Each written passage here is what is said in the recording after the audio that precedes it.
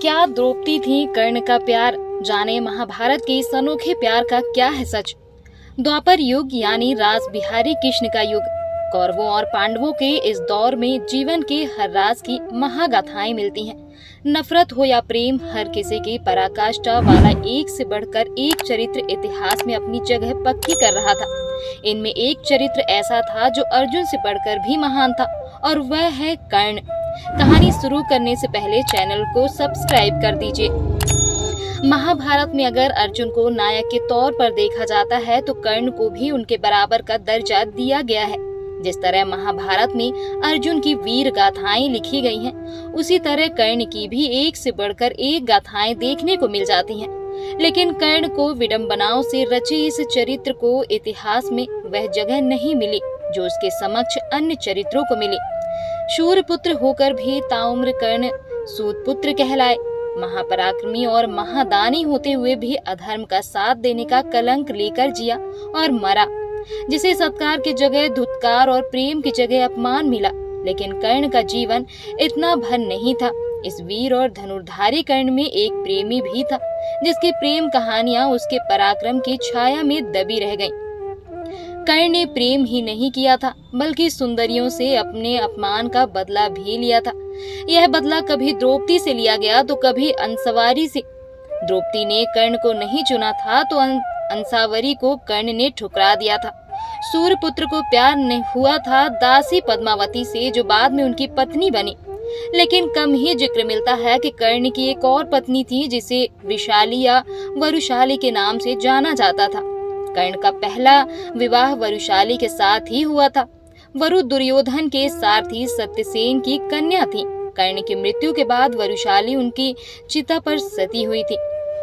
एक कहानी कर्ण की दूसरी पत्नी सुप्रिया के बारे में भी मिलती है, जहां सुप्रिया दुर्योधन की पत्नी भानुमति की सहेली थी। वहीं तमिल साहित्य में कर्ण की पत्नी का नाम पुन्नारुवी बताया गया है।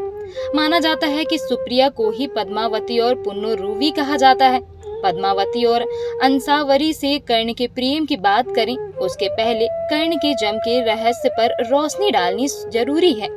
इसी के कारण कर्ण को प्रेम नहीं मिला और वह खुद भी इंतकाम की आग में जलता है। सूर्य पुत्र और कुंती पुत्र होने के बाद भी अंगराज कर्ण जीवन के हर मोड़ पर अपमान का विष पीते रहे, क्योंकि वह इससे अधिक सूत पुत्र के रूप में चर्चित रहे। महारानी कुंती ने विवाह से पूर्व कर्ण को भगवान सूर्य देव से प्राप्त किया था, इसलिए लोक लाज के चलते कर्ण को नदी में बहा दिया। महाराज धृतराष्ट्र के सारथी अधिरथ की पत्नी राधा ने कर्ण को नदी में बहते देखा तो उनका पालन पोषण किया। माँ के नाम से ही उन्होंने नाम चुना राधे, लेकिन लोगों ने उन्हें कहा सूत पुत्र। कर्ण की प्रेम कहानी में सबसे अधिक चर्चा द्रौपदी से प्रेम की होती है, लेकिन शास्त्रों में कहीं इस बात का जिक्र नहीं है कि कर्ण और द्रौपदी एक दूसरे से प्रेम करते थे। कर्ण महाकाव्य का अंतलोक लिखने वाली कश्मीरा सिंह कहती हैं, जब द्रौपदी का स्वयंवर रचा गया तब अन्य राजाओं की तरह अंगराज कर्ण भी वहां पहुंचे। उसकी वीरता के बारे में सुनकर द्रौपदी उसकी तरफ आकर्षित जरूर हुई, लेकिन कृष्ण को इसका पता चल गया।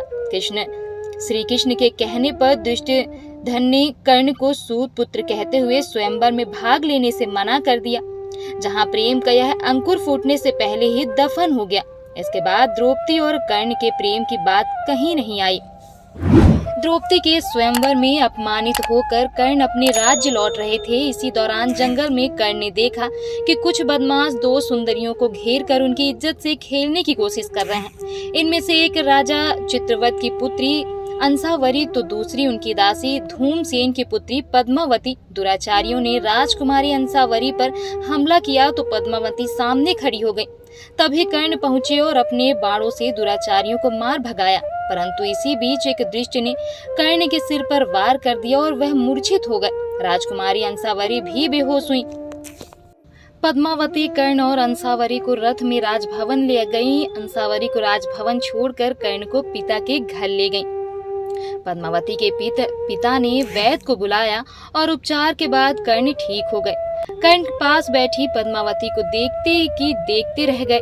दोनों मन ही मन एक दूसरे से प्रेम करने लगे।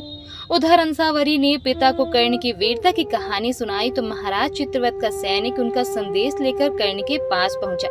कर्ण सैनी के साथ चित्रवत के राजभवन गए, जहां राजकुमारी अंसावरी ने उनका स्वागत किया।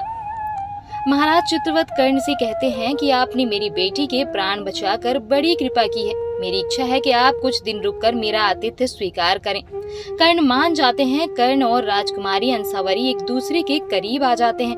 अंसावरी अपने मन की बात अपनी सखी व दासी पद्मावती को भी बताती हैं। हालांकि पद्मावती अपने प्रेम की बात छुपा जाती हैं। कुछ समय बीतने पर कर्ण महाराज चित्रवत से राजकुमारी अंसावरी का हाथ मांगते हैं। यह सुनते ही राजा चित्रपत क्रोधित हो जाते हैं और कहते हैं, हे अंगराज कर्ण, मैं तुम्हारी वीरता का कायल हूँ, लेकिन तुम्हारी और हमारी बराबरी नहीं। हम क्षत्रिय हैं और तुम सूत पुत्र हो, इसलिए मेरी पुत्री का विवाह तुमसे संभव नहीं है। कर्ण कहते हैं कि आपकी पुत्री भी मुझसे प्रेम करती है, लेकिन जब अंसावरी को कर्ण के सूत पुत्र होने की बात पता चलती है तो वह भी शादी से इनकार कर देती हैं। कर्ण इस बात से अपमान से दुखी होकर अपने राज्य लौट जाते हैं। कुछ समय बाद राजा चित्रवत अपनी पुत्री अंसावरी का स्वयंवर कराते हैं। भगवान शूर्ण के कहने से कर्ण भी स्वयंवर में पहुंच जाते हैं, लेकिन कर्ण को देखकर राजा उनका अपमान करते हैं। कर्ण कहते हैं कि हाँ, मैं सूत पुत्र हूँ, लेकिन सभी क्षत्रिय राजाओं को एक साथ युद्ध में हरा सकता हूँ। कर्ण अपने बाड़ों से वहां उपस्थित सभी राजाओं समेत महाराज चित्रवत को भी सिंहासन से बांध देते हैं। सभी कर्ण से हार मान लेते हैं। इसके बाद महाराज चित्रवत पुत्री से विवाह के लिए तैयार हो जाते हैं, लेकिन जैसे ही राजकुमारी अंसावरी वरमाला लेकर कर्ण के गले में पहनाने का प्रयास करती हैं, कर्ण पीछे हट जाते हैं। अपमान की आग में जल रहे कर्ण कहते हैं, हे राजकुमारी, मैं तुम जैसी स्वार्थी से विवाह नहीं करना चाहता। मैं तो उससे विवाह करूंगा जिसके मन में मेरे लिए निस्वार्थ प्रेम है। यह कहकर कर्ण पास खड़ी पद्मावती से पूछते हैं कि हे सूत कुमारी, क्या तुमने मेरे मन में मेरे लिए प्रेम है?